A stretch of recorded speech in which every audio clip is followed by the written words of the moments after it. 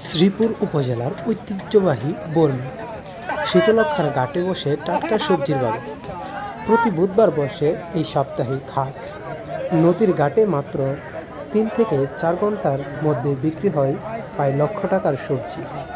সকাল থেকেই পার্শ্ববর্তী গফরগাঁও, পাকন্দিয়া, কাপাসিয়া ও পাগলা উপজেলা থেকে একের পর এক সবজি ভর্তি ট্রলার ভিড়তে থাকে ঘাটে। শুরু হয় শ্রমিকদের কর্মব্যবস্থা। ভোর থেকে সকাল ১০টার মধ্যে বেচাকেনা হয় কয়েক লক্ষ টাকার সবজি। প্রাচীনকাল থেকে বর্মি বাজারটি গুরুত্বপূর্ণ বাজার হিসেবে পরিচিত। প্রায় ৪৫০ বছর পুরনো এই ঐতিহ্যবাহী বর্মি বাজার। বর্মি বাজারটি আগে বানরের জন্য বিখ্যাত হলেও এখন কিন্তু বর্তমানে কালের বিবর্তনে হারিয়ে যাচ্ছে বর্মি বাজারের এই বানরের কার্যকলাপ।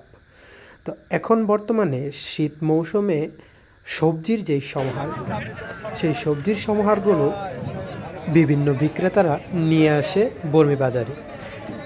এই বর্মি বাজারে ন্যায্য মূল্য পায় বলেই কিন্তু দূর দূরান্ত থেকে বিক্রেতারা নিয়ে আসে এই বাজারে।